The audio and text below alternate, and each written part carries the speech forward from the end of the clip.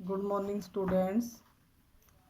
जैसा कि आप सबको पता ही है कि लॉकडाउन दोबारा से शुरू हो चुका है और उसके बारे में कुछ कहा नहीं जा सकता कि ये कब तक चलेगा, और जिसके कारण बच्चों की पढ़ाई काफ़ी हद तक प्रभावित हुई है।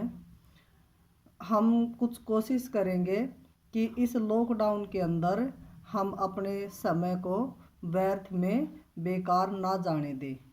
इसलिए आज से मैं पहली पोयम शुरुआत करती हूँ 10th क्लास के लिए, और उसमें सबसे पहला कवि है सूरदास।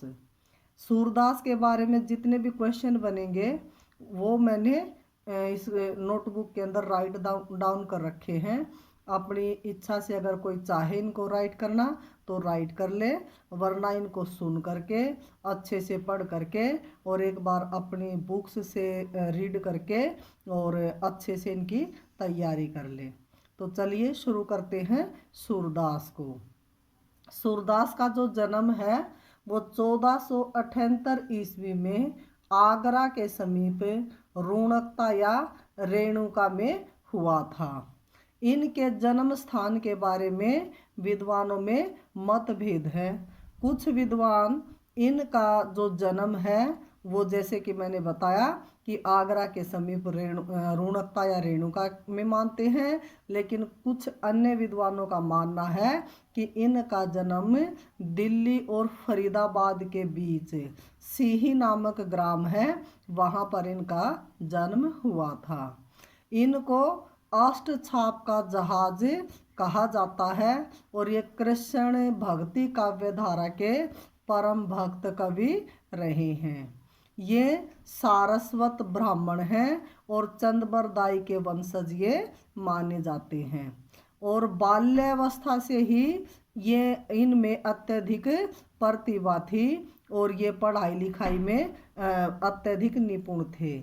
इसलिए इनका जो प्रसिद्धि थी वो बचपन में ही दूर दूर तक फैल गई थी। लोग इनको जन्मांध मानते हैं। कुछ का मानना है कि ये जन्मांध नहीं थे। उनका ये मानना है कि इन्होंने श्री कृष्ण के बाल्य लीलाओं के बारे में इतनी अधिक बारीकी से वर्णन किया है कि कोई आंखों देखा वर्णन भी नहीं कर सकता। इसलिए ये बात प्रमाणिक रूप से सिद्ध नहीं हो पाई है कि सूरदास जी नेत्रहीन थे, ये मतलब जन्म से ही नेत्रहीन थे या बाद में अंधे ये हुए थे। ये, जैसा कि मैंने भी बता दिया, ये सारस्वत ब्राह्मण थे। अनेक लोग जो है इनकी प्रतिभा से प्रभावित होकर के इनके सेवक बन गए थे और ये स्वामी के रूप में पूजे जाने लगे थे। जब ये युवावस्था में आए तो युवावस्था में आते आते इनको संसार से विरक्ति इन्होंने ले ली और ये मथुरा के गौ घाट में जा कर के रहने लगे। वहाँ पर ये थोड़े दिन ही रहे। उसके बाद ये वृंदावन में मथुरा के बीच जो यमुना नदी के किनारे गौ घाट है वहाँ पर जा कर के ये रहने लगे। वहीं पर रहते हुए इनकी जो भेंट थी वो स्वामी वल्लभाचार्य से हुई और इन्होंने वल्लभाचार्य को अपना गुरु मान लिया। ये वल्लभाचार्य को गुरु मानने के बाद ये जो उनसे अत्यधिक प्रभावित हुए और वल्लभाचार्य से मिलने से पहले ये भगवान श्री कृष्ण की विनय और दास्य भाव के पद जो है वो गाया करते थे। लेकिन वल्लभाचार्य से प्रेरणा लेने के बाद इन्होंने सख्य भाव, वात्सल्य भाव और माधुर्य भाव के पदों की रचना करनी शुरू कर दी। जो वल्लभाचार्य है उन्होंने इसे श्रीनाथ जी के मंदिर में भजन कीर्तन करने के लिए लगा दिया था। इसलिए वे वहीं पर भजन कीर्तन करने लगे और वहीं पर भजन कीर्तन करते हुए श्रीनाथ जी के मंदिर के समीप पारसोली नामक गांव में 1583 ईस्वी में ये महान कवि स्वर्ग सिधार गए। इन्होंने अनेक रचनाएं लिखी, लेकिन इनकी 3 रचनाएं जो है वो प्रामाणिक मानी जाती हैं। यही इनकी प्रसिद्धि का आधार है। सबसे पहली है सूरसागर। सूर सागर की रचना भागवत की पद्धति पर 12 स्कंदों में हुई है। दूसरी इनकी रचना है सूर सावरावली। ये 1107 छंदों में अर्थात 1107 पदों में लिखा हुआ एक बहुत बड़ा ग्रंथ है। तीसरी है साहित्य लहरी। सूरदास के जो प्रसिद्ध दृष्टकूट कूट पद है उनका संग्रह साहित्य लहरी में है। इसमें अर्थ गोपन शैली का प्रयोग किया गया है, जिसमें राधा कृष्ण की लीलाओं का वर्णन किया गया है। जो ये सूरदास जी थे, ये इनकी जो भक्ति थी कृष्ण के प्रति सगुण भक्ति को ये मानते थे। अर्थात जैसे भक्ति प्राय दो प्रकार की होती है, सगुण और निर्गुण। जो भगवान को कण कणवासी मानते हैं वो निर्गुण भक्ति के उपासक होते हैं, जैसे कबीरदास जी निर्गुण भक्ति के उपासक हैं। और जो भगवान को साक्षात रूप में मानते हैं वो सगुण भक्ति के उपासक होते हैं, जैसे कि सूरदास जी सगुण और साकार ईश्वर के रूप में अपने प्रभु की आराधना किया करते थे। यही कारण माना जाता है कि सूरदास की जो ख्याति है वो कृष्ण अवतार के रूप में मानी जाती है।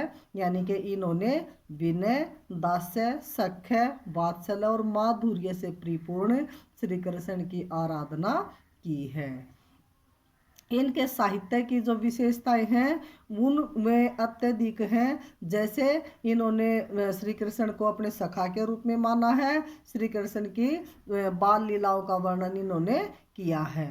अपने बाल लीलाओं के वर्णों में इन्होंने ब्रज भाषा का प्रयोग किया है और वहाँ पर गोपिकाओं के साथ अनेक प्रकार के हाव भाव और गोपियों के जो वहाँ पर रहन सहन, वहाँ की पद्धति, वहाँ पर छोटे छोटे बच्चे और वहाँ का प्राकृतिक दृश्य है, इनका क्रियाओं का वर्णन उन्होंने आसानी से किया है।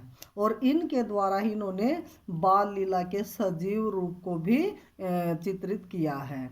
और इन लीलाओं को देखते हुए लोग ये मानते हैं कि ये जन्म से अंधे नहीं थे। और जिस प्रकार से एक माँ भी के अंदर भी इतनी ममता नहीं हो सकती, एक माँ भी बच्चे के प्रति इतना प्रेम नहीं कर सकती जितनी ममतामयी शैली में इसने बाल कृष्ण के रूप का जो वर्णन किया है और उसमें वात्सल्य रस का जो भाव भरा पड़ा है वो एक माँ से भी अछूता रह सकता है।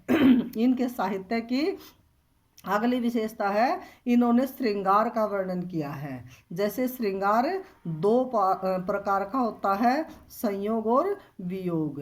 सूरदास जी को संयोग और वियोग दोनों ही पक्षों पर माहिरता हासिल थी। भ्रमर गीत के माध्यम से इन्होंने गोपियों की वीर व्यथा का वर्णन किया है जो हृदय को स्पर्श करने वाली है। इसके अलावा निर्गुण ज्ञान का खंडन करते हुए इन्होंने उससे संबंध पद जो है अनेक लिखे हैं। और इन्होंने शुद्ध साहित्यिक ब्रज भाषा का प्रयोग किया है। संस्कृत के तत्सम शब्दों के साथ साथ तद्भव और कहीं कहीं देशज शब्दों का भी प्रयोग इन्होंने किया है। सूरदास जी की जो भाषा थी वो प्रसाद और माधुर्य गुण से परिपूर्ण थी। इनकी भाषा में बिना किसी कारण के ही जैसे शब्द और अर्थ दोनों प्रकार के अलंकारों का प्रयोग जो है किया गया है। अनुप्रास, रूपक, स्वभावोक्ति आदि अलंकार इनके सबसे प्रिय अलंकार थे। और इन्होंने अपने पदों में वार्तालाप शैली का जो प्रयोग है वो किया है। जिस प्रकार से गोपियाँ श्री कृष्ण से वार्तालाप करती हुई दर्शाई गई हैं। उद्धव जो है संदेश लेकर आता है श्री कृष्ण का, लेकिन गोपियाँ उसको नकार देती हैं। इनके जो संवाद शैली है वो अत्यधिक परिपूर्ण है। सूरदास जी जो है अपनी भाषा में इन्होंने तर्क शैली के लिए अनेक प्रकार की लोकोक्तियों और अनेक छोटी छोटी सूक्तियों का भी प्रयोग किया है। इनकी भाषा में भक्ति, श्रृंगार, शांत और वात्सल्य रसों का जो प्रयोग है वो पूर्ण रूप से किया गया है। इनके पदों में मुख्य रूप से चित्रात्मक, भावात्मक, वर्णात्मक और वार्तालाप शैलियों का प्रयोग जो वो किया गया है। इनके पद गाने योग्य हैं, इसलिए गीति शैली का भी प्रयोग इन्होंने अपनी रचनाओं में किया है। तो डियर स्टूडेंट्स, इस प्रकार से सूरदास का संपूर्ण परिचय हमने जाना। आइए एक बार फिर से क्विक रिवीजन कर लेते हैं। जैसे इनका जन्म 1478 ईस्वी में आगरा के समीप रुणकता या रेणुका में हुआ है, लेकिन कुछ मानते हैं कि सीही नामक ग्राम में इनका जन्म हुआ है। इनको अष्ट छाप का जहाज कहा जाता है। ये सगुण भक्ति के उपासक और कृष्ण भक्त कवि रहे हैं। ये सारस्वत ब्राह्मण थे और चंद्रवरदाई के ये वंशज थे।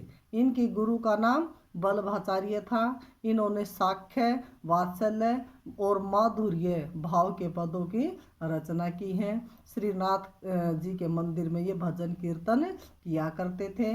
ये नेत्रहीन कवि माने जाते हैं। इनकी मृत्यु 1583 ईस्वी में पारसोली नामक गांव में हुई थी। इनकी 3 प्रमुख रचनाएं हैं, सूर सागर, सूर सारावली और साहित्य लहरी। श्रृंगार रस का वर्णन इन्होंने किया है और श्रृंगार में भी संयोग और वियोग दोनों में इनको माहिरता हासिल थी। अपनी रचनाओं में इन्होंने ब्रज भाषा का प्रयोग किया है, प्रसाद और माधुर्य गुण का प्रयोग किया है और तर्क शैली के लिए इन्होंने लोकोक्ति और मुहावरों का भी प्रयोग किया है। इस प्रकार से सूरदास का संपूर्ण काव्य पद व गेय शैली में लिखा गया है और इन्होंने अपने काव्य में उपमा, रूपक, उत्प्रेक्षा, सलेश, अतिशयोक्ति आदि अलंकारों का खुलकर प्रयोग किया है। डियर स्टूडेंट्स, अगर आपको मेरी वीडियो अच्छी लगी है तो व्हाट्सएप या अन्य किसी भी फेसबुक वगैरह पर शेयर कीजिए। और जो बच्चे स्कूल नहीं जा पाते और उनकी पढ़ने की इच्छा है, उनको ज़्यादा से ज़्यादा शेयर कीजिए और अगर अच्छी लगी है तो लाइक और सब्सक्राइब भी कीजिए। Thank you.